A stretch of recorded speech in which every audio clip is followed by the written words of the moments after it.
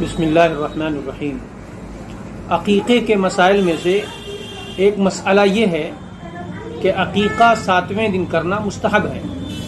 7ویں دن کا مطلب یہ ہے کہ مثلا اگر بچے کی ولادت جمعے کے دن ہوئی ہے تو 7واں دن جمعرات کا ہوگا۔ اسی طرح اگر بچے کی ولادت سنیچر کے دن ہوئی ہے، ہفتے کے دن ہوئی ہے، تو 7واں دن جمعے کا ہوگا۔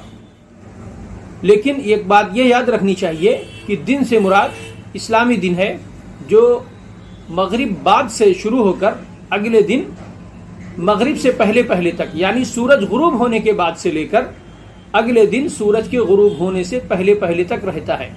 لہذا اگر کسی کے ہاں بچے کی ولادت مغرب کے بعد سے لے کر رات میں کسی بھی وقت ہوتی ہے تو وہ اگلا دن شمار ہوتا ہے۔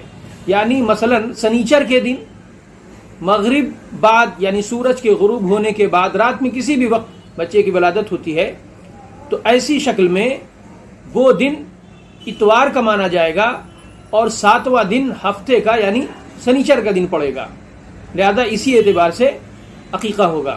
یہ مسئلہ اکثر لوگ پوچھتے رہتے ہیں اور اس میں کنفیوژن ہوتا ہے، اس وجہ سے اس مسئلے کی وضاحت کر دی گئی۔ اس مسئلے کے سمجھنے میں اگر کسی کو کوئی دقت ہو، کنفیوژن ہو، تو وہ اس مثال سے سمجھ لے کہ جیسے رمضان میں ہم مغرب بعد جب چاند دیکھ لیتے ہیں تو سورج کے غروب ہونے کے بعد وہ رمضان کا پہلا دن شمار ہو جاتا ہے۔ گویا کہ مغرب بعد کا جو وقت ہے چاند کے نکل جانے کے بعد اب یہ رمضان کا وقت شروع ہو گیا، اب یہ پہلا رمضان ہے، رمضان کی تمام فضیلتیں اب اس کو حاصل ہوں گی۔